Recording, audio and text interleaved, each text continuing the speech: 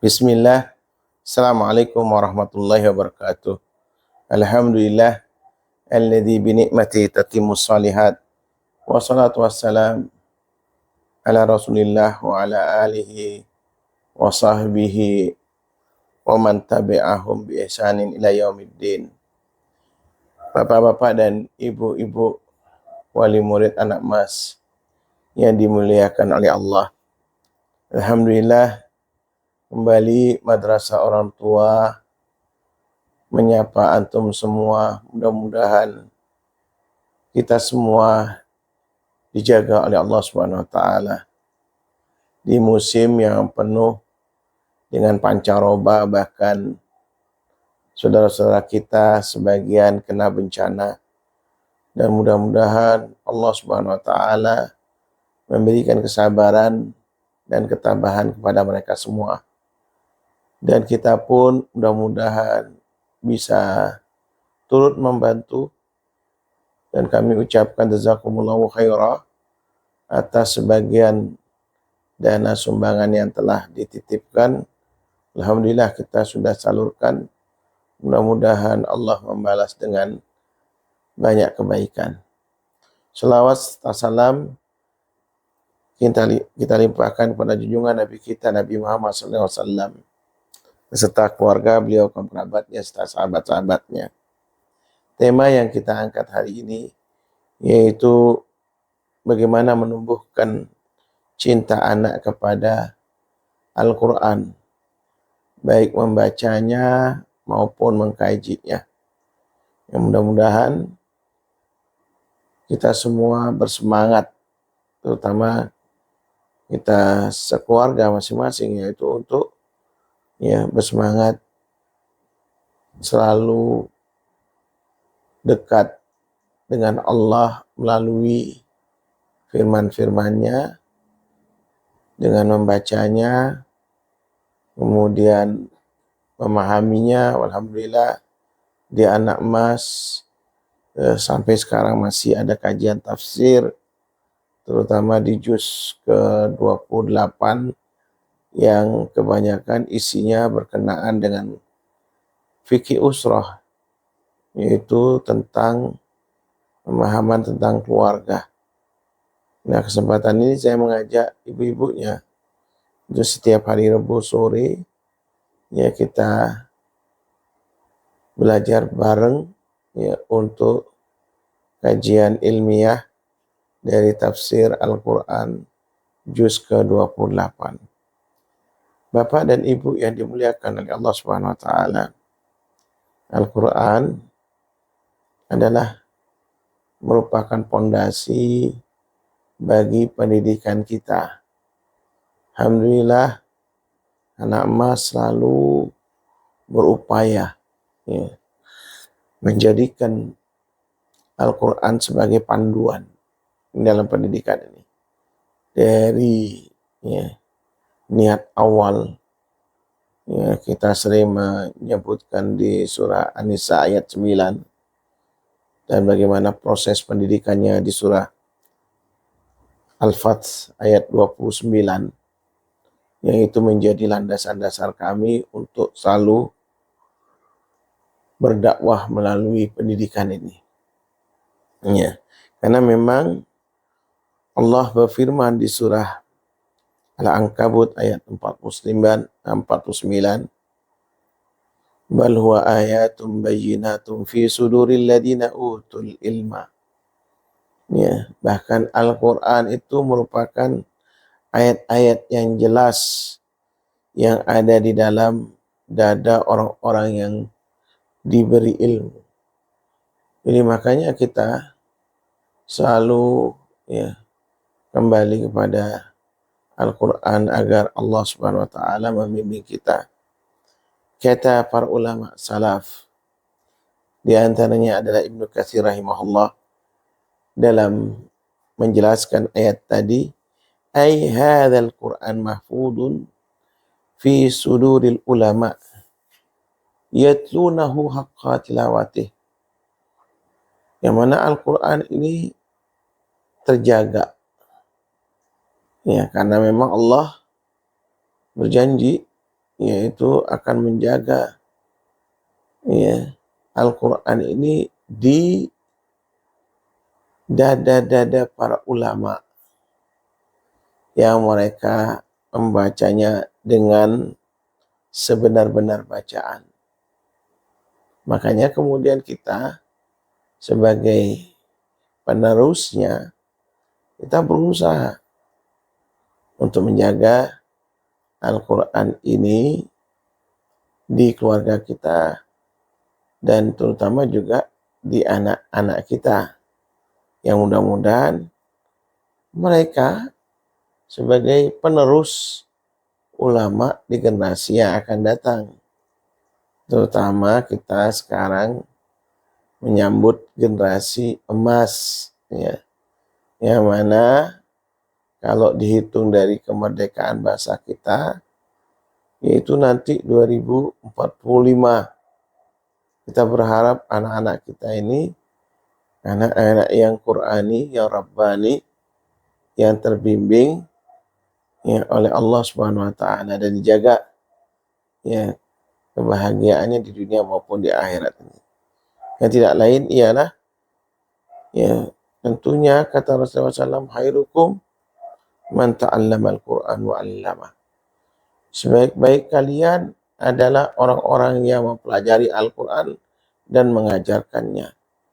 Maka ya kita berupaya ya menjaganya. Apalagi kemudian Rasulullah SAW memotivasi kita, ya, man qara'a harfan min kitabillah, siapa yang membaca satu huruf saja dari ya, firman Allah Subhanahu wa Ta'ala, falahu bihi hasanah, dia mendapatkan satu pahala kebaikan, wal hasanah bi asyri amthaliha, kata Rasulullah SAW, satu kebaikan itu dilipat gandakan jadi 10. Jadi kalau satu ayat saja, alif lam mim, itu 3 huruf, satu hurufnya dilipat gandakan jadi 10, maka apa? Nilainya 30 pahala kebaikan. Dan ini adalah ya sebagai pemberat timbangan amal kita di akhirat nanti. Maka ya kita harus membiasakan diri ya untuk selalu punya komitmen ya waktu ya apa yang kita harus punya waktu untuk membacanya. Ya barangkali ada yang di waktu subuh, pada sholat subuh, kemudian barangkali ada yang di waktu buka toko barangkali, atau datang ke kantornya, baca 1 halaman, 2 halaman. Ya, atau setiap pada sholat bacanya ya 1 ayat, 2 ayat. Yang penting continue ya. Karena ahabul a'mal indallah adwamuha wa in qallah. Ya, sebaik-baik amal atau yang paling dicintai oleh Allah Subhanahu wa Ta'ala continue-nya walaupun sedikit. Nah, kemudian ya bagaimana metode para ulama ya menanamkan kecintaan ya kepada anak-anaknya dan memotivasi mereka untuk selalu membacanya. Dan para ulama dulu jauh daripada ancaman-ancaman. Jadi yang paling utama adalah keteladanan. Ya, keteladanan. Ya, karena ini yang paling mudah dilihat ya oleh anak-anak kita. Ya, tidak hanya di sekolah ya oleh guru-gurunya, akan tapi di rumah oleh ayah ibunya. Maka kita ya tanamkan ya bagaimana menjaga ya kehidupan di rumah ini dengan Quran. Karena memang kata Allah, ya ayyuhalladzina amanu anfusakum wa ahlikum nara. Wahai orang-orang yang beriman, jagalah diri kalian dan keluarga kalian daripada Al-Quran. Ya. Kemudian juga perkataan ya, Ali bin Abi Thalib, ya, alimuhum wa adibuhum, ya, yaitu ajarkan mereka dan ya, didiklah mereka dengan etika yang selalu punya landasan ya Al-Quran, hadis Rasulullah SAW, yang mana insya Allah kalau kita memenuhi rumah kita dengan bacaan Al-Quran, insya Allah anak-anak kita akan mencintai Al-Quran. Bapak dan Ibu yang dimuliakan oleh Allah Subhanahu wa taala. Lalu bagaimana berikutnya ketika kita sudah mampu memberikan contoh teladan yang baik buat anak kita? Ya, para ulama biasanya memang memberikan tekanan ya, bimbingan kepada anak-anak kita ya, yang mana ya, nggak akan bisa kita mendidiknya ya, karena mereka melihat rutinitas yang ada di sekitar kita. Kata Rasulullah SAW, kullu mauludin yuladu ya, alal fitrah, atau di riwayat lain, ma min maulidin illa yuladu alal fitrah. Tidaklah seorang anak itu dilahirkan kecuali dalam keadaan fitrah. Ya, dia suci, bersih. Ya, maka di sini dia akan melihat lingkungannya ketika orang tuanya terus ya memberikan bimbingan sejak dini atau sedini mungkin. Ya, kita alhamdulillah di PAUD sudah terbiasa juga menjaga ya anak-anak kita dengan kebiasaan-kebiasaan yang positif, dan ini ya dari gurunya yang sudah mengambil komitmen kepada wali murid ya, bahkan barangkali anak-anak antum ada yang dari PAUD anak emas itu sudah terbiasa dengan kebiasaan-kebiasaan ya harian. Maka ya kita mengajak para orang tua untuk tetap menjaga apa yang menjadi kebiasaan di sekolah juga menjadi kebiasaan anak-anak kita di rumah. Ya, karena inilah yang dibimbing oleh para ulama, di antaranya dari Imam Nawawi, yang bagi ayu maru as-sabi bil Quran sigarihi fa innahu ya asbat lahu. Ya, karena kata Imam Nawawi, dianjurkan para orang tua untuk membiasakan anaknya mulai dari usia PAUD, karena hal yang demikian itu lebih melekat di hatinya. Nah, kemudian ikhwas sekalian, Bapak dan Ibu, tentu ya anak Gen Z saat ini nggak bisa dikasari. Dia akan lari, ya, dia akan ngambek, dan dia na'udzubillah min dzalik ya, malah akan melawan. Maka tentu cara yang paling baik adalah dengan lemah lembut, bertahap ya. Bagaimana kita bermuamalah pada mereka ini dengan kasih sayang ya, karena Allah memang memerintahkan kepada kita ketika berdakwah saja disuruh apa? Bil hikmah wal mau'izatul hasanah. Hikmah itu dengan cara yang bijak. Tentu melihat ya umurnya, ya umur dari PAUD, SD, ya SMP, ya atau barangkali yang agak sedikit berat nanti umur SMA, usia remaja, ya karena kalau seandainya tidak mempunyai kebiasaan dari kecil dia akan berat untuk seterusnya. Ya disinilah kita harus bareng bekerja sama ayah dan ibu untuk saling mengingatkan satu sama lain. Nggak bisa kita ini sendiri ya hanya berharap di sekolah saja.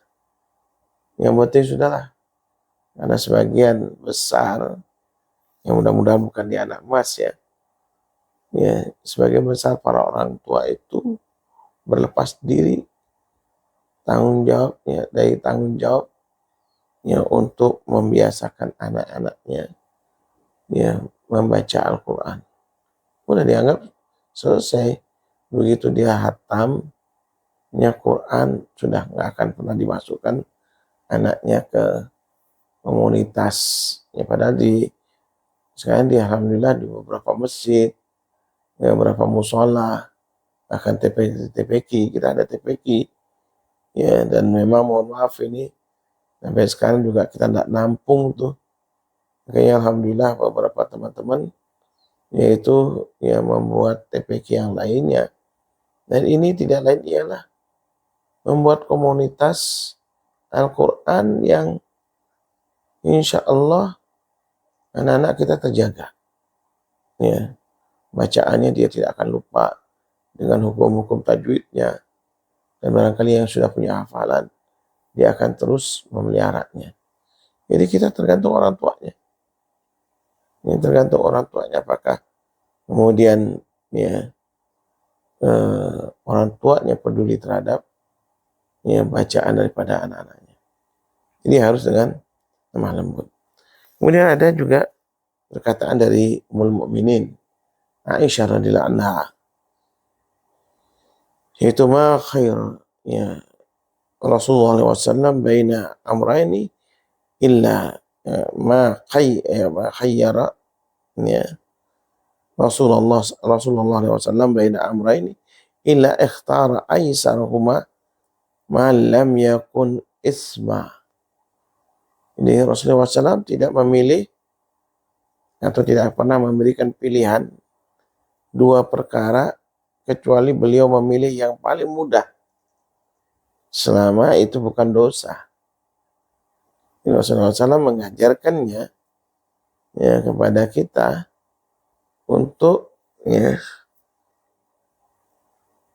terutama anak-anak ya kita yang masih usia SD ya bahkan SMP barangkali jangan kalau ada dua pilihan jangan kasih dia memilih ya atau pilihkan yang paling mudah bagi dia, yang paling mudah bagi dia, yang mana itu yang terbaik barangkali ya, dan itu insya Allah ya akan membuat dia nyaman, membuat dia senang ya. Dan tentunya ya kita para orang tua ya pilihkan tempat yang menurut antum cocok untuk antum dan anak antum, karena sekolah yang terbaik itu seperti itu ya. Kita tidak memaksakan juga ya untuk memasukkan anak-anaknya di TPQ kita kan, tapi juga ya silakan antum punya waktunya di mana ya. Kemudian yang terpenting lagi ialah doa untuk anak-anak kita supaya ya mereka cinta dengan Al-Quran. Sudahkah kita ya mendoakan anak-anak kita ini? Ya di setiap sujud kita barangkali, atau minimal di waktu sholatul lail ya, agar kita minta kepada Allah Subhanahu wa taala ya memberikan hidayatul rus atau hidayatul taufiknya. Nah, hidayatul rus yang kita cari, hidayatul taufik itu pemberian daripada Allah Subhanahu wa taala. Ya. Bagaimana ya, Nabi Ibrahim alaihissalam, ya, walaupun beliau adalah seorang nabi kekasih Allah Subhanahu wa taala, beliau selalu berdoa, Rabbi ja'alni muqimas shalah wa min dzurriyyati. Ya Allah, ya Tuhan kami, jadikan aku orang yang bisa mampu mendirikan sholat dan semua keturunanku. Ya, ini contoh yang paling baik diberikan gambaran oleh Allah Subhanahu wa taala seorang ya, ayah yang sukses ya, mendidik ya, anak-anaknya yang kemudian menjadi para imam ya. Karena semua anak keturunan Nabi Ibrahim alaihissalam menjadi rasul, dan itu juga diajarkan oleh Allah ya kepada kita ketika Allah mengatakan qala ini ja'iluka linnasi imama. Ya, ketika Nabi Ibrahim alaihissalam lulus daripada ujian, Allah mengatakan, aku jadikan engkau sebagai imam bagi umat manusia. Nah, Allah ya mengajarkan kepada kita doa di surah Al-Furqan, Rabbana hablana min azwajina wa dzurriyyatina qurrata a'yun waj'alna lil muttaqina imama. Ya Allah, ya Tuhan kami, jadikanlah pasangan hidup kami dan keturunan kami yaitu ya, orang-orang yang indah atau sedap dipandang mata, dan jadikanlah kami ya yaitu imam bagi orang-orang yang bertakwa. Nah, itu doa yang harusnya tidak lepas daripada keseharian kita untuk selalu meminta kepada Allah menjadikan anak-anak kita menjadi anak-anak yang cinta Quran. Ya. Kemudian ya itu para ulama salafus saleh ya selalu ya mengaitkan ya, kecintaan membaca Al-Quran ini dengan sholat. Ya. Jadi tidak lepas itu. Jadi jangan hanya Quran, tapi anak kita malah malas sholat. Ya, kita harus membimbingnya, terutama anak-anak laki-laki yang mana mereka ada kewajiban untuk ke masjid aja. Ajak anak-anak kita ke masjid. Ya, kalau anak perempuan, ibunya yang mengingatkan untuk sholat tepat waktu. Begitu masuk waktu sholat, ya sesegera mungkin meninggalkan aktivitas. Entah dia lagi main, atau dia ngerjakan PR barangkali, ya, atau kerja tugas yang lainnya, maka apa? Diingatkan untuk ya sholat, ya, supaya terkait dengan ya Al-Qur'annya, karena memang sholat sebagai prakteknya. Kata para ulama, man syabba ala syai'in syaba alaih. Barang siapa yang tumbuh di atas sesuatu, maka ia akan tua di atasnya. Jadi kalau seandainya mudanya rajin sholat, dari kecil sampai remajanya, insya Allah sampai tua dia akan istiqomah. Dan ini yang kita cari. Mudah-mudahan kita selalu ya mendekatkan diri kepada Allah dengan rajin membaca Al-Quran, dan kita berharap keluarga kita juga demikian, terutama keturunan kita. Ya, demikian barangkali Bapak dan Ibu. Mudah-mudahan ada manfaatnya. Kurang lebihnya minta maaf. Subhanakallahumma wa bihamdika asyhadu an la ilaha illa anta astaghfiruka wa atubu ilaik. Assalamualaikum warahmatullahi wabarakatuh.